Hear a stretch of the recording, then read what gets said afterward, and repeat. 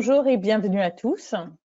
Je suis ravie de vous accueillir en grand nombre aujourd'hui pour ce webinaire sur l'intelligence artificielle dans l'éducation et plus particulièrement en lien avec le projet Adaptive Math dans le cadre de l'initiative P2IA impulsée par le ministère de l'Éducation nationale.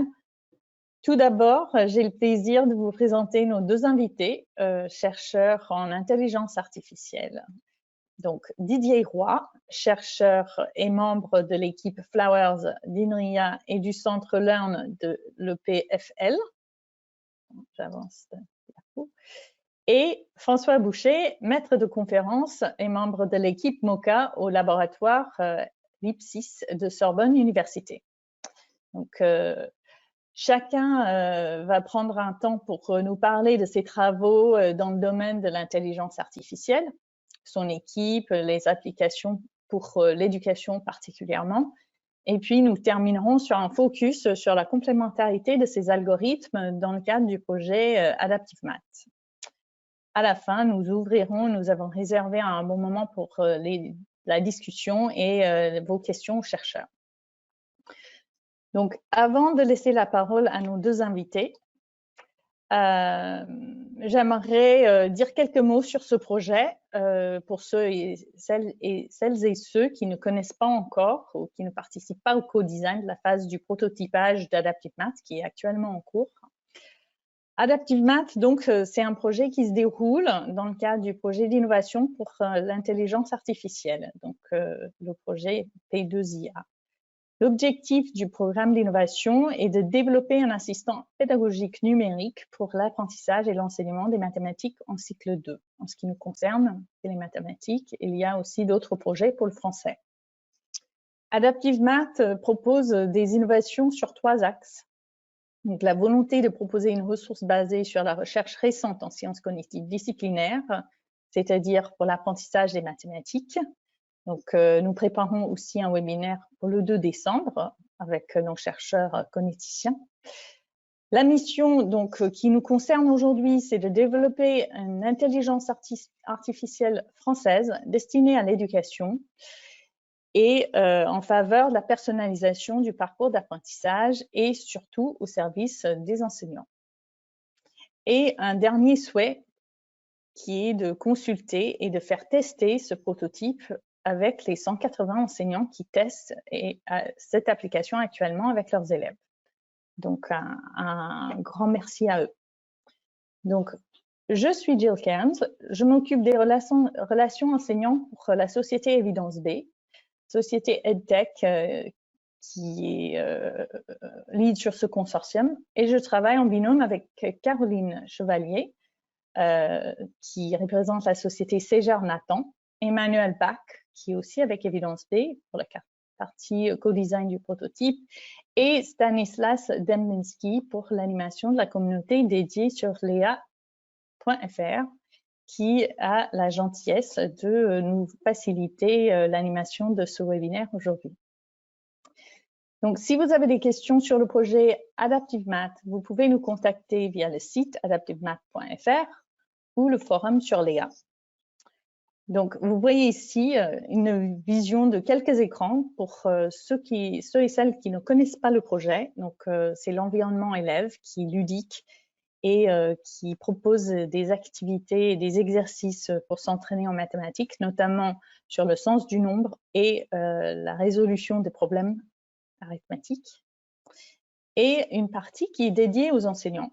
Donc, avec quelques captures des tableaux de bord qui sont proposés dans l'outil Adaptive Math pour les enseignants, donc qui sont liés justement aux 2 algorithmes dont nous allons parler aujourd'hui. 2 points d'ordre pratique, si vous voulez bien. Nous vous encourageons vivement à poser des questions tout au long de la conférence en les saisissant dans la partie chat de l'interface. Que vous voyez sur le bandeau droite de votre webinaire, enfin GoToWebinar, dans la partie chatter. Et Didier Roy et François Boucher répondront à la fin de la conférence. Et nous voulions aussi nous informer que ce webinaire sera enregistré. Donc, sans plus attendre, je passe la parole à Didier Roy. J'essaie d'avancer. Bonjour à toutes et tous. Je vais changer la page là, pour commencer ma petite présentation. Voilà. Donc moi, je suis effectivement Didier Roy. J'ai été prof de maths dans l'enseignement secondaire pendant longtemps, une trentaine d'années, avant de rejoindre la recherche, où je suis depuis une dizaine d'années. Je suis chercheur dans l'équipe Flowers d'INRIA. Alors, équipe Flowers d'INRIA qui en fait est répartie sur 2 sites. Un site à INRIA Bordeaux et une autre partie de l'équipe est à l'ENSTA Paris, hein, d'où la présence du logo en haut. Je suis aussi chercheur associé au Centre Learn de l'EPFL. Alors, juste 2 mots sur le Centre Learn de l'EPFL, parce qu'après, je vais détailler un petit peu ce qu'on fait chez Flowers. Donc, le Centre Learn de l'EPFL, c'est un labo de recherche sur les sciences du numérique pour l'éducation. Donc, voilà, hein, pour faire très court. Je vais donc vous présenter maintenant l'équipe Flowers. Je sais de changer. Voilà. Ah, je suis allé un peu trop vite. Voilà. Donc, l'équipe Flowers, c'est une équipe qui conjugue sciences cognitives, intelligence artificielle, en particulier le machine learning, pour modéliser les mécanismes du développement de l'apprentissage de l'être humain, en particulier de l'enfant, du jeune enfant. Donc, ça fait partie, toute cette recherche-là sur le fonctionnement de l'apprentissage de l'humain, ça fait partie des choses qui, contrairement à ce qu'on pourrait penser, il y a encore beaucoup de choses mystérieuses. On considère parfois que c'est aussi mystérieux que les plus profonds mystères de l'univers. Donc, nous, notre propos, on étudie ces mécanismes, on développe des algorithmes pour essayer de modéliser ces mécanismes, et ces algorithmes, on va les utiliser pour l'apprentissage autonome des machines, par exemple de robots, etc. Et pour personnaliser les parcours d'apprentissage humains. Tout ça repose sur un concept de base qui est la curiosité. Donc, on considère que la curiosité, c'est un moteur fondamental de l'apprentissage, c'est une motivation intrinsèque, hein, comme on dit, c'est-à-dire qu'il n'y a pas besoin de récompense externe pour pouvoir s'intéresser à des choses. Peut-être le meilleur moyen pour comprendre ce que c'est de voir, on a tous vu un bébé en train de bricoler des choses et des machins. C'est pas forcément des choses qui vont lui être utiles pour se nourrir, pour se protéger. Non, tout simplement, il explore son environnement et quand il trouve quelque chose qui va l'intéresser, lui procurer de nouvelles connaissances, eh bien, il va l'exploiter. Et puis, quand ça l'intéresse plus, il passe à autre chose. Alors, je vais vous montrer un des projets qu'on a sur l'éducation. Je suis dans la campagne profonde, alors du coup, pour changer les slides, voilà, ça lag un petit peu. Voilà. Donc, je vais vous dire 2 mots du projet KidLearn. C'est un exemple de ce qu'on a fait pour l'éducation, donc qui utilise des algorithmes de personnalisation. Le projet KidLearn, c'est une expérimentation qu'on a menée sur à peu près 1000 élèves en Aquitaine, enfin anciennement Aquitaine. Hein. Et ce projet utilise un logiciel sur l'apprentissage de la monnaie, donc un learning game en ligne, hein, sur l'apprentissage de la monnaie avec des nombres décimaux, des nombres entiers, des nombres décimaux, payer, rendre la monnaie. Vous voyez un exemple de l'interface. Ici, j'y reviendrai tout à l'heure dans une toute petite vidéo. Ce logiciel en question couvre à peu près les programmes concernant les nombres, addition et soustraction, les programmes en gros de CE1, puisque nous, on a fait l'expérimentation en CE1, de CP, disons, jusqu'au CM1. Hein, voilà. Donc, on couvrait volontairement un espace assez large pour voir comment on pouvait personnaliser le parcours pour que les élèves puissent, s'ils avaient des difficultés, rester plus longtemps sur les choses, ou à l'inverse, ils pouvaient avoir sans entrave, pouvoir aller suffisamment loin. On retrouve ce dont je viens de vous parler sur la curiosité. Exploration d'activité, donc c'est-à-dire que notre algorithme suit pas à pas ce qui se passe chez l'élève, comment il fonctionne, et il va essayer de lui proposer à chaque instant la meilleure activité possible pour le faire progresser. Voilà. Donc, je vais rentrer un petit peu plus dans le détail maintenant de l'algorithme lui-même. À noter qu'il y a des travaux dans l'équipe qui montrent aussi que ces algorithmes-là gèrent correctement la motivation. Alors, un des exemples, hein, c'est le petit dessin qui est là, qui est très schématique, bien sûr. L'idée, c'est de proposer des choses suffisamment attractives pour on ait envie de résoudre le problème proposé, mais sans être trop difficile, de manière à ce qu'on pense qu'on va pouvoir le résoudre. Vous voyez, donc c'est à ce niveau-là qu'on va pouvoir intervenir sur la motivation. Alors, sur quoi repose cet algorithme? Eh bien, l'algorithme, il s'appelle ZPDES. Alors, désolé pour le nom, hein, c'est Zone of Proximal Development and Empirical Success. Voilà. Imaginons, vous avez une série d'exercices qui ont été construits par un prof expérimenté, qui a construit une série d'exercices qui va être proposée à la classe. Cette série d'exercices, donc il y a des enchaînements, voilà, bon, il y a différents types d'exercices, et voilà, tout le monde a la même chose à faire, et on sait la difficulté, alors pour avoir été prof moi-même, la difficulté, on aimerait parfois pouvoir passer plus de temps avec chacun des élèves.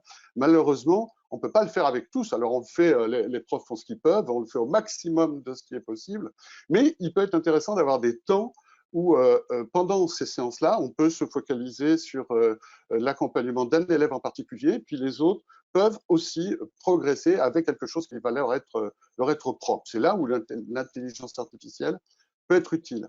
Donc, qu'est-ce que fait ce fameux algorithme ZPDES? Eh bien, lui, à partir, ça va venir, hein, voilà. Lui, à partir de la séquence que vous venez de voir, qui est une séquence en dur, c'est-à-dire qui est inscrite comme ça dans le marbre, on pourrait dire, même si les enseignants, là encore, essaient de varier, pouvoir dire à un élève qui marche très bien d'abandonner un exercice, d'en faire un autre, ça aussi, ça fait partie des choses qu'on fait quand on est enseignant. Alors, cette PDES, lui, ce qu'il va faire, c'est qu'à partir de la séquence de base, il va se permettre de réorganiser dynamiquement en fonction de ce qu'il observe de l'élève, de ce qu'il analyse en temps réel. Il va, par exemple, imaginons un élève qui fonctionne très bien depuis le début et qui est au niveau 3, imaginons qu'on a différents degrés de difficulté, il est au niveau 3, l'algorithme peut proposer des exercices qui soient au niveau 5 en se disant je vais tester. Et donc, si ça marche, eh bien, ça veut dire que l'élève, alors là, c'est tout bonus pour lui, il ne s'ennuie pas, il va pouvoir faire des choses qui vont être adaptées à son niveau. Si par contre, c'est un peu trop difficile, il va revenir au niveau 4. Vous voyez, donc, il se permet de réorganiser dynamiquement la séquence d'activités proposées. Et à l'inverse, un élève qui va avoir des difficultés, il va pouvoir rester au début, varier quelques paramètres, de façon à lui faire travailler plus longtemps les choses qu'il a mal assimilées. Alors, sur quoi ça repose? Eh bien, ça repose sur un concept algorithmique qu'on appelle, une classe d'algorithmes qu'on appelle les algorithmes de bandits manchots. C'est pour ça que vous voyez cette bestiole là, qui joue aux machines à sous. Alors, imaginez, vous êtes dans un casino, votre objectif, c'est de gagner de l'argent. C'est souvent, d'ailleurs, quand on va au casino. Vous arrivez dans une salle où il y a 10 machines à sous. Ces 10 machines à sous ont des espérances de gains différentes. C'est-à-dire, elles ne rapportent pas toutes la même quantité d'argent quand on joue dessus. Mais malheureusement, vous voyez le problème arriver, c'est qu'on ne sait pas celle qui rapporte le plus d'argent. Alors, un algorithme de bandit va vous dire, d'abord, il va vous conseiller. Hein. D'abord, tu joues sur toutes les machines. Et en fonction des premiers gains, il va vous donner des conseils. Il va dire, alors ça peut être différents calculs, ça peut être juste une moyenne des gains. Il y a différents algorithmes de bandit. Hein. Et il va vous dire, moi, à ta place, je jouerai sur la machine numéro 3. Vous jouez dessus.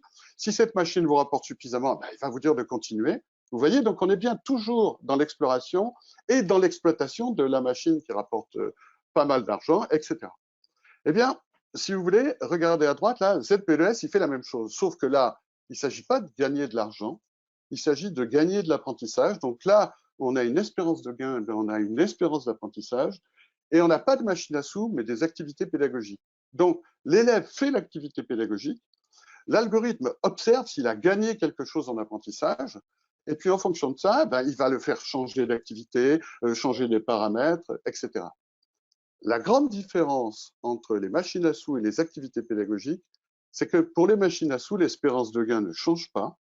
Donc, quand vous entrez dans la salle, l'espérance de gain de la machine 3 sera la même que quand vous sortirez de la salle. Ce qui n'est pas le cas des activités pédagogiques. Un exercice qui a permis à un élève de s'entraîner, de travailler une notion, une fois qu'il réussit parfaitement, cet exercice ne représente plus un gain d'apprentissage. Il l'a exploité, il l'a utilisé, maintenant il va falloir lui proposer autre chose.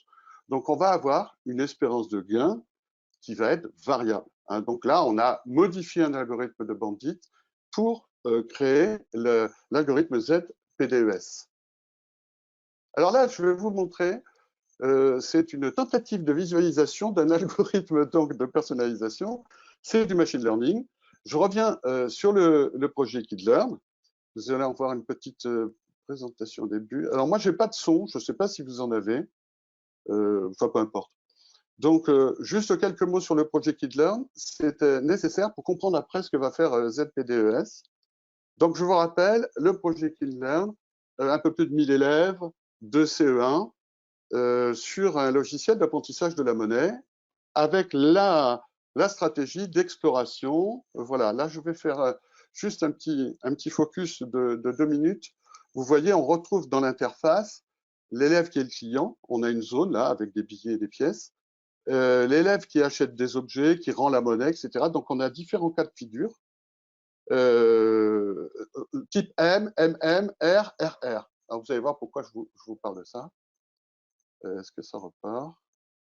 Il faudrait que ça reparte, ce serait bien. Ouais, d'accord. Alors, voyons ce que va faire l'algorithme ZPDES. Vous voyez qu'on s'est sacrément creusé la cervelle, hein, c'est ce que je voulais illustrer. Alors, on va le voir en action, vraiment.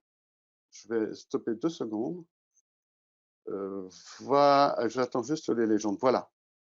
Donc là, vous voyez en bas, on a un certain nombre d'élèves. Chaque barre violette, ce sont des élèves.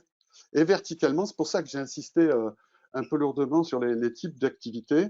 On a le type M, il s'agissait d'acheter un objet. Le type M, il s'agissait d'acheter 2 objets. R, rendu de monnaie, etc. Donc là, et puis on introduit aussi à un moment des nombres décimaux. Donc, par exemple, RM3, on rend la monnaie avec des nombres décimaux, RM4 aussi. Donc là, vous voyez la difficulté, on peut considérer que la difficulté est croissante. Alors regardez, à gauche, donc c'est sans ZPDES, et à droite, c'est avec ZPDES. Alors, ça repart ou pas? Ah ben oui. Donc vous voyez, ici, j'ose pas appuyer. Il faudrait que je stoppe pourtant. Voilà. Vous voyez ici, là je l'ai stoppé 2 secondes pour que vous voyez bien. Vous voyez, sans ZPDES, tout le monde évolue, tout le monde avance à la même vitesse, avec là, violet en cours d'exploration. Donc là, ce sont des activités différentes selon ce qu'a prévu le prof, etc. Et là, vous voyez déjà qu'avec ZPDES, eh bien, on a pris des libertés. C'est-à-dire qu'il y a un élève, par exemple, qui est au niveau F5, et d'ailleurs, qui l'a réussi, hein, et on voit, voilà, chacun suit son petit bonhomme de chemin. Et donc, voyez là, je vais stopper, vous voyez, il y a des élèves qui sont arrivés. Alors là, je peux vous dire qu'on est en CE1, le niveau qui est ici est très élevé, hein, très élevé. Il y a des nombres décimaux, il faut rendre la monnaie sur un achat de plusieurs articles. Voilà, donc c'était juste une petite illustration de ce qu'on peut faire en termes de personnalisation. Alors là, je vais essayer de changer slide. Ben voilà en ce qui me concerne. J'ai terminé pour ce, et je reste à votre disposition pour vous donner plus de détails si vous le souhaitez. Maintenant, je passe la parole à François. Merci Didier. Tout le monde m'entend bien? Ouais, ça a l'air d'être pas. Alors donc bonjour à tous. Donc comme Gilles m'avait introduit au début, je suis François Bouchet, je suis maître de conférence donc en informatique au sein d'une équipe de recherche qui s'appelle l'équipe MOCA que je vais vous présenter. Donc comme Didier, je vais vous présenter d'abord un petit peu ce que fait l'équipe de manière générale et puis après plus en particulier d'une famille d'algorithmes qu'on utilise dans le cadre du projet d'ActiveMath. Il s'agit donc de faire du clustering. Alors l'équipe MOCA, donc à laquelle j'appartiens, dont la signification de l'acronyme est marquée là, est une équipe de recherche qui dépend d'un laboratoire d'informatique. Donc on est à la base tous des informaticiens, qui est rattaché donc à la fois à Sorbonne Université. Donc c'était anciennement l'université Pierre et Marie Curie pour ceux qui n'ont pas suivi les changements de dénomination assez récents de l'université, et au CNRS. Donc dans cette équipe, on est une petite équipe de recherche avec 5 permanents et puis des CDD, donc notamment des doctorants et des postdoctorants. On s'intéresse donc à différents thèmes que vous voyez dans ce nuage de mots que je vais pas vais pas lire individuellement. Je vais en détailler un petit peu des projets par la suite. Et puis, comme on est aussi des enseignants-chercheurs, donc on enseigne également, donc on est notamment responsable d'un master sur les technologies éducatives. Et donc chaque année, on a 15 à 20 étudiants qui sont pour beaucoup envoyés par notamment les académies de Créteil ou de Paris, puisque la formation fait partie du PAF. Donc on a régulièrement des enseignants en primaire, en secondaire, comme j'imagine c'est le cas de pas mal de personnes qui sont présentes aujourd'hui. Alors un petit peu plus précisément, qu'est-ce que l'on étudie dans cette équipe? On a 4 piliers dans nos travaux. On a d'abord un aspect qui est sur le diagnostic cognitif et le suivi, donc c'est-à-dire essayer de comprendre les connaissances d'un élève, d'un apprenant, et de voir comment celles-ci évoluent alors dans des domaines assez spécifiques, donc notamment les mathématiques dans Adaptive Math, mais aussi l'apprentissage de la programmation en informatique ou des domaines en médecine.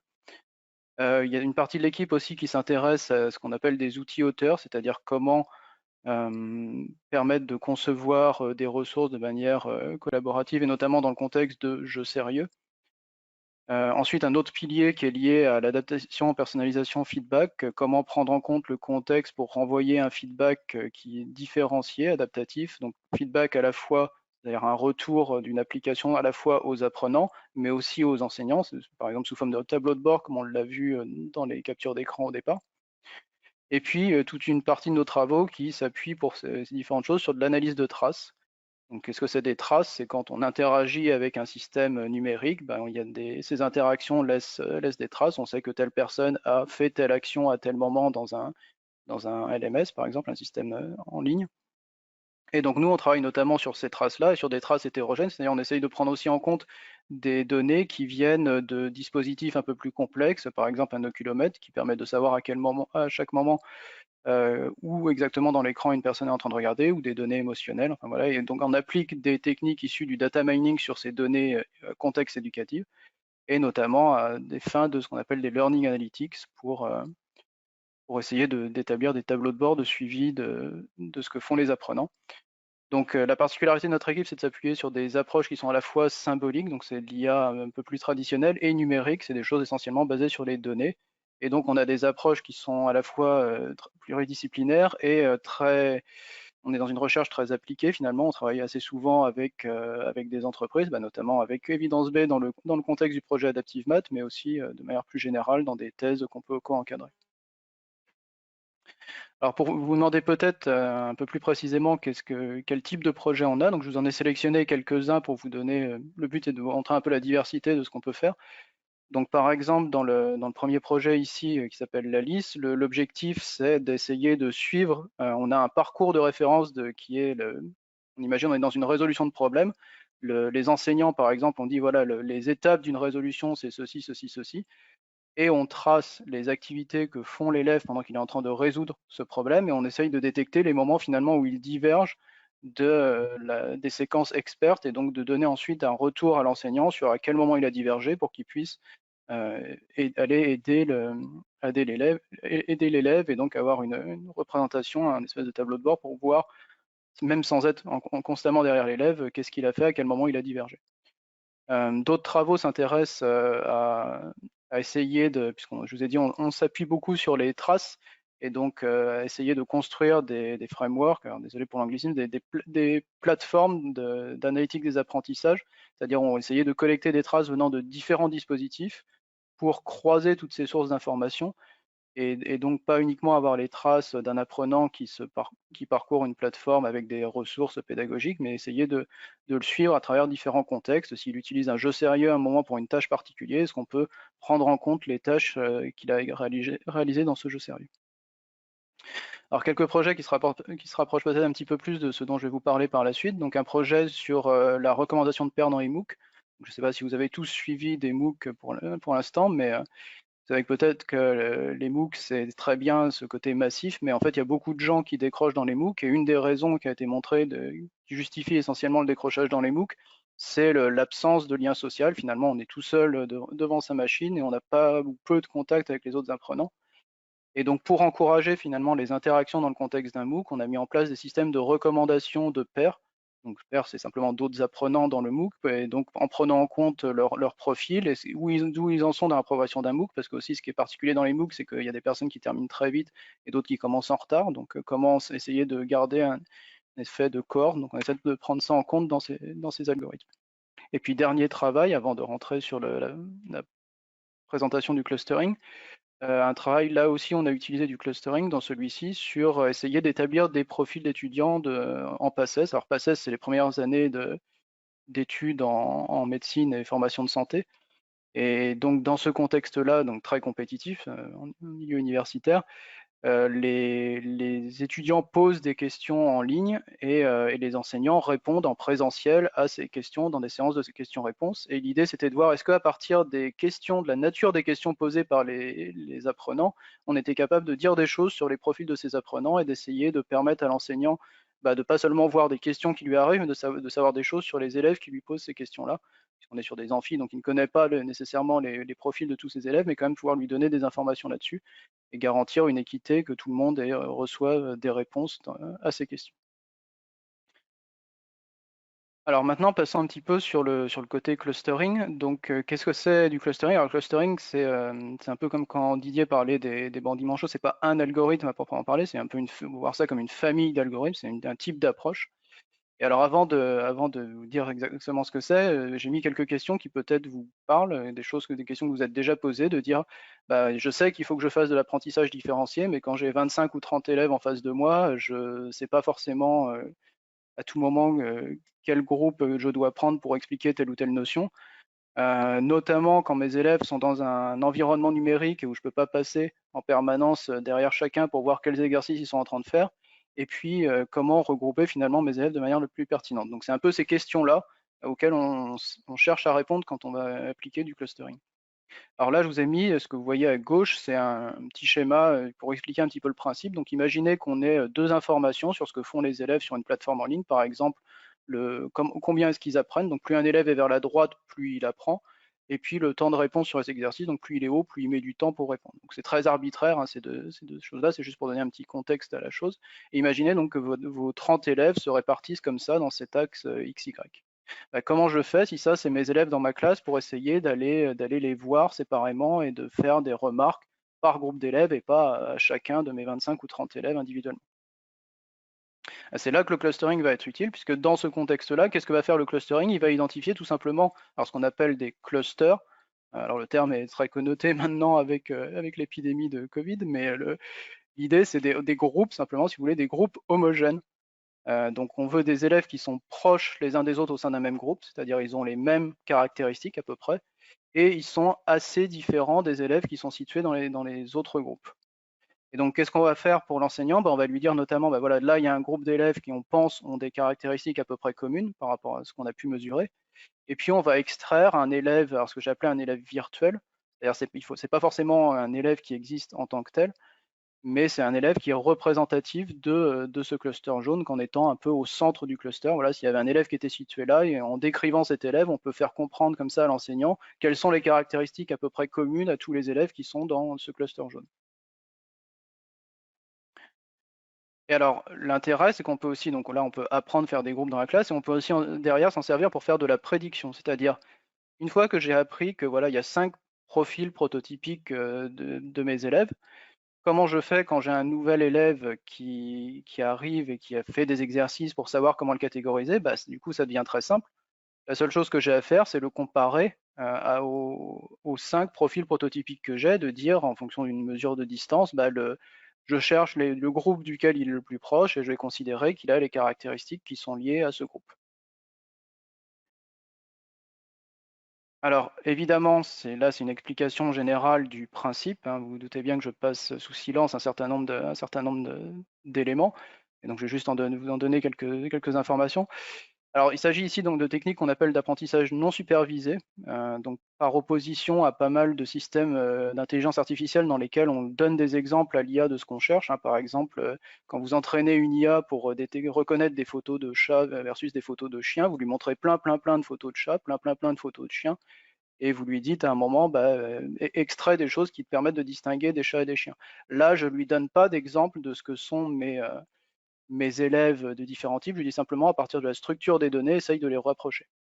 Ensuite, ces techniques supposent qu'on ait un volume assez important de données sur les élèves. Alors des données qui sont à la fois nombreuses pour avoir une représentativité assez large des différents profils d'élèves, et fines pour avoir des interprétations intéressantes. Parce que évidemment, si on a des des informations du style uniquement l'élève a réussi l'exercice ou a échoué l'exercice, c'est très pauvre, et tout ce qu'on va pouvoir dire sur les clusters, c'est bah ça c'est des élèves qui ont réussi tel et tel exercice et des élèves qui ont échoué tel ou tel exercice. Donc c'est pas forcément très intéressant. Par contre, si on a des informations sur les erreurs faites par les élèves, les hésitations qu'ils ont eues, là on va pouvoir avoir une interprétation plus fine et des clusters qui vont devenir plus intéressants pour l'enseignant, savoir comment remédier aux problèmes communs de ses élèves. Et donc, quelques difficultés que je n'ai pas évoquées ici, c'est combien, là j'avais fait 5 clusters dans mon exemple précédent, combien il en faut. Ça, c'est des questions difficiles. Ensuite, comment faire quand on travaille en dimension élevée? Là, j'ai fait quelque chose qui était simple en 2 dimensions, puisque je vous avais mis un plan. On peut encore le visualiser dans sa tête en 3 dimensions. On imagine un nuage de points qui flotte dans l'espace et que je vais couper avec des plans. Nous, on va travailler en beaucoup plus que 3 dimensions, donc c'est des choses qu'on ne peut pas visualiser, mais le principe va rester le même. Et puis finalement, toute la difficulté du travail va être dans la représentation des données, comment bien choisir et représenter ces données. Et quelque part, ce qui va faire que l'algorithme est utile et intéressant pour les enseignants, c'est ce travail de représentation des données. Alors vous vous demandez peut-être en pratique comment les algorithmes, donc ZPDES qu'a présenté Didier et le clustering dont je viens de vous parler, comment est-ce qu'ils sont utilisés dans la solution AdaptiveMath. Alors j'ai cru comprendre qu'il y en avait la majorité probablement d'entre vous qui n'avaient pas utilisé AdaptiveMath, donc je vais essayer de dérouler un petit peu une séquence. Et puis Didier, si tu veux dire quelques mots sur la partie ZPDES, n'hésite pas à sauter dans la conversation quand j'arrive sur ce module. Donc l'idée, c'est de dire qu'est-ce qui se passe quand un élève commence dans un module AdaptiveMath. Donc ça a été dit en introduction, il y a 5 modules à terme dans AdaptiveMath. Donc on suppose que l'enseignant a débloqué déjà un certain nombre de modules pour ses élèves, de dire voilà, vous allez pouvoir accéder à telle ou telle notion. Et donc quand un élève commence un AdaptiveMath, voilà, il voit le parcours, il voit les différents modules qui lui sont ouverts. Donc là, il a uniquement le module 1 dans lequel il peut rentrer. Et donc pour chaque module, quand il rentre dedans, il va faire un test initial sur ce module. Donc ce test initial, là par exemple, c'est marqué qu'il va passer 13 minutes. Donc c'est des exercices, comme avait été évoqué par Gilles au début, qui sont réalisés par des experts en sciences cognitives, donc pour cibler au mieux les différentes compétences travaillées dans le module et estimer au mieux le niveau de l'élève sur ces compétences. Donc ce sera l'autre webinaire qui vous parlera plus en détail du contenu de ces exercices. Ensuite, pendant que l'élève réalise cette séquence, qu'est-ce qui se passe? Pour nous, on collecte les traces de ce qu'il est en train de faire, de ses hésitations, à un moment il a sélectionné telle réponse, puis finalement il a changé. Tout ça, on le collecte et on va s'en servir pour la détermination des clusters par la suite. Donc nous, toutes ces données, on les collecte sur l'ensemble des traces. Alors on les collecte en moyennant bien sûr le respect du RGPD, etc. Il ne s'agit pas de collecter des données massivement, donc il faut qu'il y ait accord à la fois de l'élève, enfin des parents de l'élève et de l'enseignant, mais moyennant toutes ces précautions d'usage, les données nous remontent, et nous on se sert de ça pour établir les profils stéréotypiques des élèves dont j'ai parlé avant, des espèces d'élèves virtuels représentatifs de différents types d'erreurs. Ces données, donc une fois que l'élève a terminé son test, donc là il lui dit félicitations, tu as terminé le test initial, les informations remontent, donc l'élève a ce retour, et puis l'enseignant a du feedback via son tableau de bord synthétique. Vous en avez vu quelques captures d'écran au tout début de la présentation. Et donc une fois qu'il a fait ça, l'élève peut partir faire certains exercices. Et quand tous les élèves de la classe ont fait ce test initial sur ce module, c'est là qu'on va pouvoir déterminer les clusters d'appartenance de l'élève. Donc qu'est-ce qui se passe? On communique avec le service qui a accès aux traces, et donc on met à jour les clusters, donc on détermine les clusters de la classe et on les renvoie à l'enseignant pour qu'il ait une idée de comment se répartissent ces différents élèves. Ensuite, les élèves, ils partent, chacun fait son parcours adaptatif à son rythme, donc c'est-à-dire chacun va avoir ce que présentait Didier tout à l'heure, hein, les exercices qui s'adaptent à son rythme, avec une analyse en temps réel. Et alors bien sûr, cet aspect-là s'appuie sur une banque d'exercices qui ont été finement annotés avec des informations sur leurs difficultés, les compétences qui sont liées. C'est ça qui permet à la ZPDES de bien fonctionner. L'enseignant, pendant ce temps, qu'est-ce qu'il peut faire? Il peut voir élève par élève les exercices qu'ils ont traités, comment est-ce qu'ils ont avancé finalement dans cette matrice, dans toutes les notions qui peuvent être abordées au sein du module. Et puis, nous, les traces qu'ils font sur les exercices, pareil, sont remontées dans la base de traces d'activité, ce qui permet à des moments, après par exemple une semaine d'utilisation d'AdaptiveMath, on peut dire à l'enseignant, on pense que les groupes ont changé, parce que chaque élève finalement a avancé à son rythme, Et donc, on lui dit maintenant, les clusters dans la classe ont changé, c'est plutôt tel ou tel groupe qu'on vous présente. Donc ça lui remonte toujours par les différentes interfaces du tableau de bord où il peut voir comment se répartissent ses élèves en fonction de différentes caractéristiques. Et donc ensuite, il peut sélectionner ces groupes d'élèves pour dire, bah voilà, puisque c'est des élèves qui ont des lacunes communes, des difficultés communes, ou au contraire qui avancent bien, qui ont travaillé sur les mêmes notions, bah, je vais aller voir ces élèves-là pour réexpliquer un point de cours, par exemple. Et tout à la fin du module, pour conclure, on a une évaluation finale qui permet de justifier, donc pareil avec les exercices réalisés par les experts en sciences cognitives, qui permet finalement de justifier que l'élève a bien progressé entre son test initial et cette évaluation finale, et tout ça remonte par le tableau de bord. Alors vous allez peut-être me dire, et l'enseignant dans tout ça, l'enseignant, ces flèches-là, finalement, il a toujours le contrôle, hein, à tout moment, c'est lui qui décide quand les élèves vont passer sur les tests initiales, c'est lui qui décide évidemment si les données remontent ou ne remontent pas.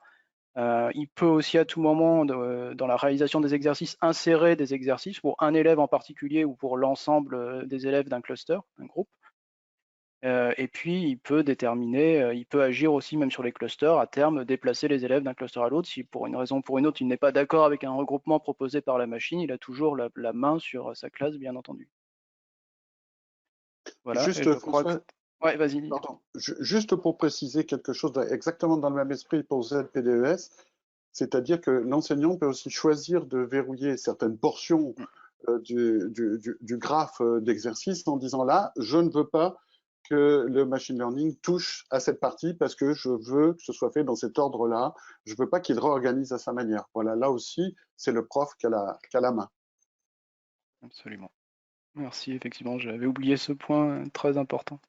Et voilà, donc c'était la fin de cette partie. Donc maintenant, on va avec plaisir répondre aux différentes questions. J'ai vu qu'il y en avait beaucoup qui passaient sur le chat pendant qu'on présentait. Le nom de la personne n'est pas indiqué. C'est pour François. Donc, est-ce que le système de clustering peut être utilisé pour exploiter les résultats aux évaluations repères de CP/CE1? Et si oui, comment?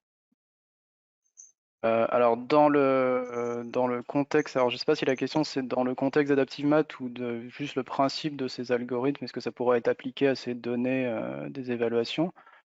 Dans le contexte d'Adaptive Math, clairement, ça veut dire qu'à un moment, ce serait, alors c'est pas prévu hein, dans Adaptive Math, mais on pourrait imaginer que l'enseignant rajoute des informations sur ses élèves, finalement sur des choses qu'il fait en dehors de la plateforme, et que ces informations puissent être prises en compte pour établir des clusters. Quelque part, ça viendrait enrichir ce qu'on sait du profil de l'élève par rapport à ce qu'il fait sur Adaptive Math, si l'enseignant donnait des informations supplémentaires, mais alors, comme j'ai dit, c'est pas quelque chose qui est prévu pour l'instant dans cette solution. Et alors, si la question c'était de manière plus générale, si en dehors d'Adaptive Math, on pourrait utiliser des algos de clustering pour repérer des profils d'élèves en fonction de leurs réponses sur ces tests, oui, il n'y a pas de problème. Alors, la seule chose, c'est que par rapport à ce que je disais, l'intérêt des algos de clustering, ce qui fait, à mon avis, la force du clustering dans Adaptive Math, c'est qu'on a des données qui sont fines. Donc il me semble que sur ces évaluations-là, on aurait beaucoup de choses codées sous forme de vrai-faux, donc dire l'élève a bien répondu à la question 3, a mal répondu à la question 7. Et si on n'a pas d'informations très précises sur, déjà comme c'est sur papier, je pense, on n'aura pas d'informations sur la manière dont il a cherché à résoudre la tâche. Et puis on aura en plus peu d'informations supplémentaires à part du vrai-faux. Donc on pourrait faire des clusters, mais ils seraient peut-être moins intéressants. Donc, on peut comprendre que le clustering peut être un outil dans l'ensemble des ressources que l'enseignant a à sa disposition pour mieux comprendre les élèves et justement leur donner une information supplémentaire dans l'évaluation. Après, en prise directe. Alors, on a une autre question. Qui invente les exercices? Donc, moi, je vais prendre la question. N'hésitez pas à compléter. Du coup, ce sont des chercheurs, justement, en sciences cognitives qui vont penser, selon des objectifs donnés et leur recherche, des grilles, des matrices qui s'adressent aux objectifs et du point abordé, donc le sens du nombre ou le sens, ou la résolution des problèmes, et en binôme avec les enseignants, rédiger des items qui sont proposés ensuite aux élèves dans l'interface. Est-ce qu'on a d'autres questions? Moi j'avais vu passer une question qui est intéressante et qui soulève un problème qui revient régulièrement. C'est une question qui est posée par Florence et qui dit « Certains enfants passent beaucoup de temps sur les écrans, alors est-il opportun de prévoir des temps d'apprentissage en plus sur écran ?» Et c'est vrai que c'est une vraie question, un vrai sujet à discuter. Là, le propos, c'est de dire c'est pas quelque chose qui va être systématique. C'est un outil de plus à l'usage de l'enseignant qui va faire sa classe comme il en a l'habitude, comme il souhaite le faire, et à des temps choisis par lui, il va avoir des séquences d'exercices qui vont permettre à des élèves d'avancer à leur rythme, etc. Mais l'idée, c'est pas de systématiser ça et qu'ils le fassent en permanence. Donc, du coup, ce temps d'écran qui est là, c'est un temps d'écran ponctuel, hein, et qui a un usage très précis. Oui, vraiment en complément. Oui.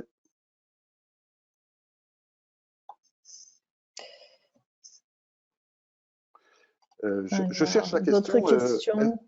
Est-ce que ça va remplacer les profs? Je cherche la question.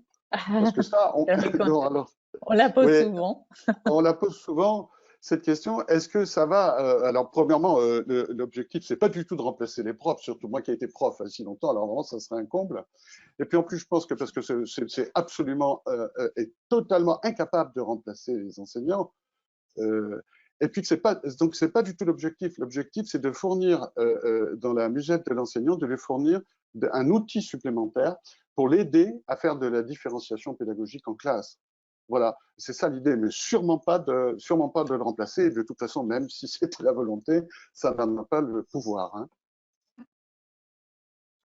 Alors la question là, c'était est-ce que cet outil est disponible pour tous ou seulement pour ceux qui font partie du projet? Anne-Marie, donc, à cette question, c'est un outil qui est effectivement, à terme, on espère, sera disponible pour tous. Nous sommes que dans la phase R&D, donc recherche et développement, et nous terminons notre phase de prototypage, donc justement en consultation avec les enseignants. Cela est démarré, ces tests ont démarré en début octobre et continuent jusqu'à mi-décembre, donc ils sont en cours. Et donc, nous espérons, si on passe à la phase suivante, que ce sera un outil qui sera généralisé. En tout cas, c'est notre espoir. Alors,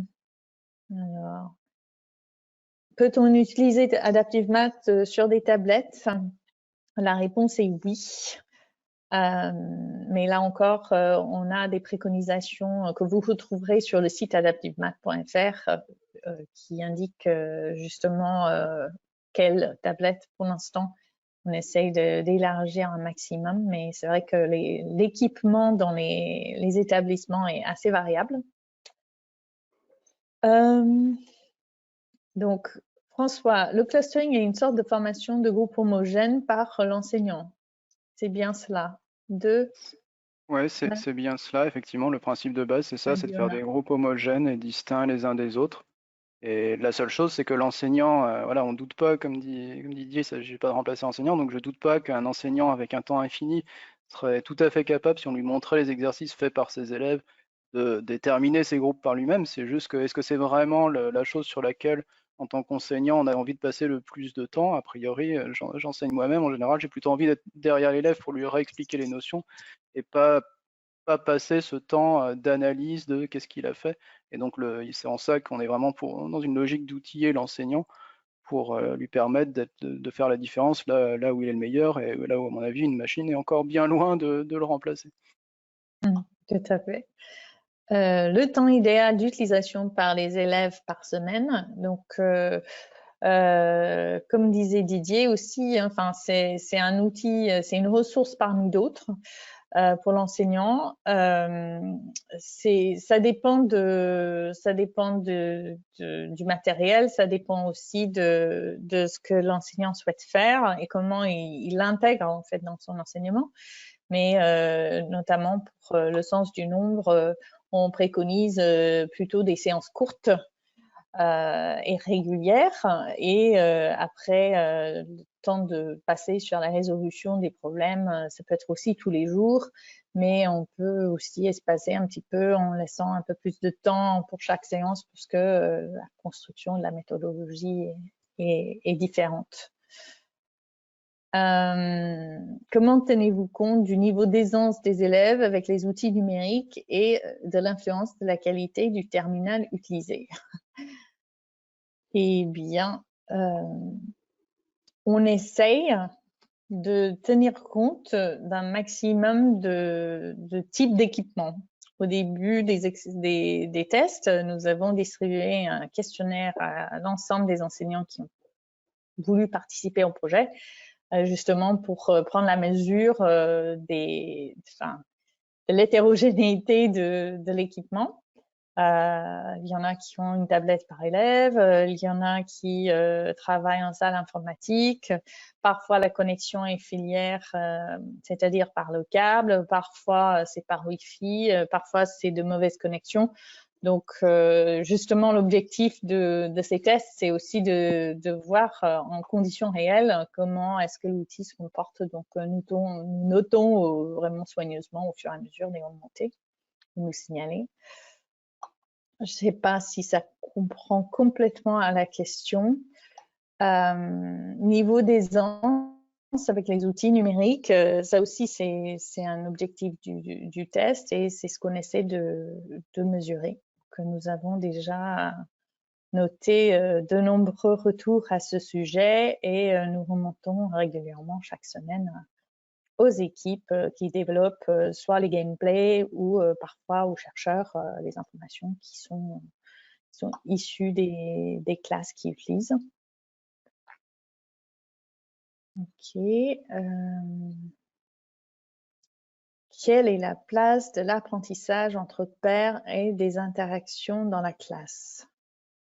L'idée là, c'est d'avoir une autonomie, que les enfants puissent avoir une autonomie, une certaine autonomie dans leur apprentissage. Ça, c'est le propos de ce type d'exercice-là. Mais on peut tout à fait imaginer des usages plus collectifs, hein. On peut imaginer d'adapter ce type de stratégie à des travaux de groupe, etc. Et le clustering apporte déjà, enfin là je laisserai François dire plus de choses, mais le clustering apporte déjà des éléments sur comment on peut créer des groupes ensuite sur des thèmes particuliers pour travailler. Il peut y avoir des prolongements, hein. Ça n'est pas obligé de s'arrêter au dispositif lui-même. Ça donne des informations à l'enseignant qui vont être utiles aussi en dehors d'Adaptive Math. Il y a une question, est-ce que Adaptive Math a un coût? Ben, pour l'instant, l'application n'est pas disponible à tous les enseignants. Ce sera dans la suite, comme c'est un projet qui, dans le cadre du P2IA par le ministère, on peut, enfin, je ne sais pas du tout, je suppose que ça va être généralisé si jamais le projet est retenu par la suite. Comment participer au projet? Pour toutes les questions sur la participation au projet, le mieux c'est de nous écrire via le site ou sur le forum de Léa. On achève les tests, donc c'est vrai que ça dépend de, enfin, il reste quelques semaines, donc je ne sais pas si ce serait vraiment en bonne condition. Si vous êtes très très motivé, évidemment, on peut essayer de s'arranger. Puis-je utiliser votre algorithme en maths et en lecture? Un autre en lecture? Enfin, alors là, il s'agit de quel algorithme? Parce qu'il y en a plusieurs.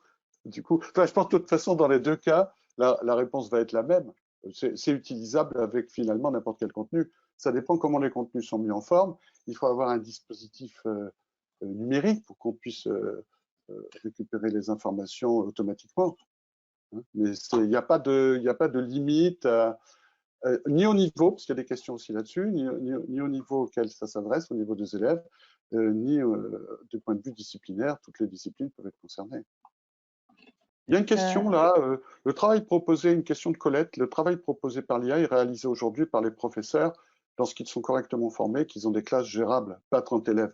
Alors là, bon, des profs aujourd'hui ne peuvent pas réaliser ce travail proposé par l'IA parce que ça reviendrait à ce que l'enseignant, là encore, j'ai pratiqué, donc l'enseignant soit derrière chaque élève pendant une séance d'exercice. C'est que chaque élève tout au long de la séance. Donc c'est quelque chose qui n'est pas, qui est difficile. Par contre, les enseignants font déjà énormément de choses. Et je suis tout à fait d'accord avec l'idée qu'avec 30 élèves, on ne peut pas faire de différenciation correcte, de pédagogie différenciée, hein. Là, c'est un outil de plus, mais on ne peut pas, comment dire, et c'est pas du tout, on ne peut pas reprocher à des enseignants de ne pas pouvoir donner un cours particulier à chaque enfant. Ça, c'est pas possible. Ils ne peuvent pas le faire.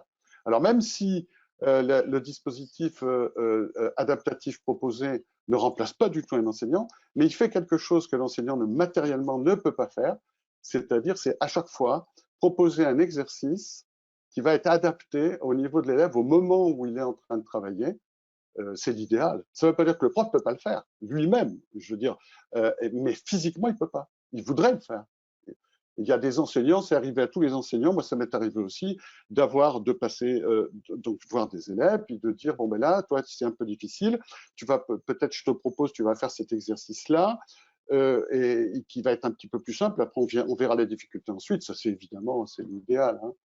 Et ou des élèves qui s'ennuient et qui veulent faire des choses plus compliquées, là aussi on peut le gérer. Ce qu'on ne peut pas difficilement gérer, c'est dès qu'il y a beaucoup d'élèves, on ne peut pas, c'est impossible. Est-ce qu'on peut consulter la nature des erreurs des élèves? Il y a un bilan qui est fait, mais la nature, on peut. En théorie, on peut. Mince. Ouais, non, en théorie, on peut. Après, l'objectif, déjà, le clustering donne quand même pas mal d'informations. Est-ce qu'on peut après, dans le détail, il faudrait rentrer vraiment dans le détail pour faire un diagnostic très précis? C'est faisable, mais après, c'est beaucoup de travail à paramétrer, etc. Les Il y a une élèves, question oui. d'ergonomie, Jill, qui est pour les élèves en difficulté de lecture, y a-t-il une interface audio? Ils ont du mal à lire les questions? Oui, oui, tout à fait, comme moi. Non, je rigole. Oui, toutes les consignes sont enregistrées et l'élève peut activer l'audio en cliquant sur il y a un petit icône à côté qui permet de faire lire la consigne. Donc, soit pour des élèves qui ont des difficultés, enfin, qui ne sont pas encore des lecteurs confirmés, ce qui est souvent le cas en CP, ou aussi avec des élèves qui sont en difficulté pour d'autres raisons sur la lecture. J'ai repéré une question d'Aurélie à 17h24 sur le clustering, auquel je peux répondre. C'était est-ce que les clusters tiennent compte de l'agrégation de toutes les sessions d'utilisation, c'est-à-dire aussi des connexions précédentes? Oui, bien sûr. Notamment, ça rejoint aussi quelqu'un qui se posait la question de si on n'avait pas un ordinateur par élève en classe. On n'est pas dans un contexte d'utilisation où on suppose que tous les élèves sont connectés en même temps, en train de faire des exercices en même temps. Il est tout à fait possible d'avoir quelques élèves qui travaillent sur des ordinateurs disponibles dans la classe et puis qu'on fasse tourner les élèves qui passent dessus. Donc évidemment, on garde les traces des différentes sessions et on s'en sert pour avoir le profil de l'élève. Donc on n'oublie pas tout sur l'élève entre deux sessions, ce serait quand même dommage. Oui, et puis c'est aussi aux enseignants de trouver ce qui fonctionne pour eux. Enfin, pour certains qui ont la possibilité de faire un travail par atelier, où il y a des élèves qui travaillent sur un autre point en groupe sans écran, et pendant ce temps-là, un deuxième groupe travaille en autonomie sur un outil comme Adaptive Math. On peut imaginer beaucoup de configurations et de modalités de travail avec le groupe, petit groupe et atelier. Il y a une question d'Arnaud à 17h34. Arnaud qui dit, en tant qu'enseignant spécialisé, je dis souvent que le plus important est d'identifier les bons élèves, ceux qui pourraient vite s'ennuyer, afin de dégager du temps pour les plus en difficulté. je pense que dans ce cadre, l'outil est très intéressant. Donc, c'est effectivement un usage qui est très pertinent. C'est-à-dire que, imaginons des élèves en très grande difficulté, il y en a, on va pas, c'est pas une solution numérique qui leur suffit pour des enfants qui sont en très grande difficulté. Rien remplacera un enseignant pour les aider. Par contre, si on peut, en temps d'autonomie, avoir des enfants qui travaillent de leur côté avec quelque chose qui est adapté et qui va leur permettre de progresser de façon autonome, alors oui, ça libère l'enseignant pour s'occuper de ces cas très particuliers qui ont absolument besoin d'un prof. Voilà. J'ai retrouvé enfin la question de Stéphane Anton sur l'utilisation à la maison. Donc la réponse, la question, c'est un outil auquel l'enfant peut avoir accès de chez lui. Je vais répondre en 2 temps, en disant qu'à terme, c'est l'objectif, bien sûr.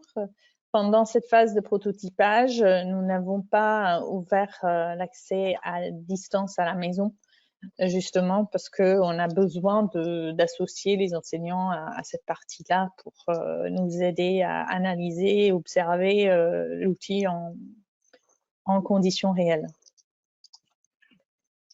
Okay.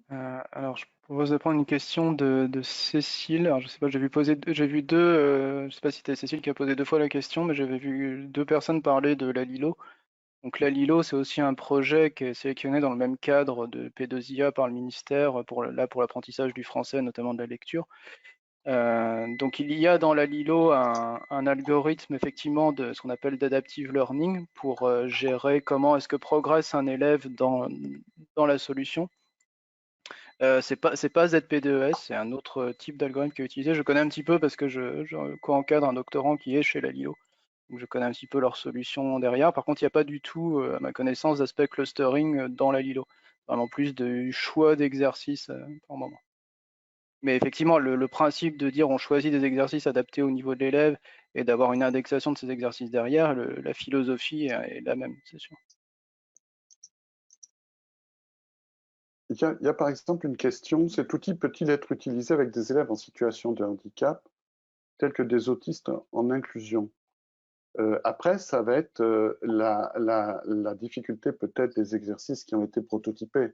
Que les exercices, ils ont été conçus pour des élèves plutôt classiques, hein, avec donc peut-être que ça serait. Par contre, au niveau des personnalisations, clustering, etc., évidemment, c'est toujours pertinent, mais ça serait peut-être sur les contenus qu'il faudrait adapter, Gilles, je pense. Oui, et puis, enfin, même on prend visuels, on prend quelques décisions déjà graphiques en ce sens. Nous assurons que les polices utilisées sont conformes. Après, on attend tous les retours. Nous avons quelques classes Ulysse qui ont décidé de tester. Donc, nous regarderons particulièrement les retours. Donc après, ça dépend aussi peut-être de l'importance du handicap. C'est naissant comme réflexion et je pense que ça peut porter sur le contenu, l'interface et puis aussi le comportement je sais pas, de l'intelligence artificielle. Hein. Mais pour l'instant, c'est quelque chose que nous avons en tête, mais pour l'instant, c'est à la phase débutante. Alors, mais d'ailleurs, de façon générale, dans tous ces dispositifs, plus ça va, plus on prend en compte, là on a un travail dessus à l'École polytechnique fédérale de Lausanne, là où je suis aussi, on prend en compte à la base maintenant les handicaps directement, donc c'est quelque chose, c'est une préoccupation qui est permanente. Après, dans ce projet-là, il y a déjà des choses, comme tu le disais, Gilles, qui sont adaptées pour que tous les élèves puissent en profiter. Après, il y a sans doute moyen d'aller encore plus loin, etc., bien sûr. Bien.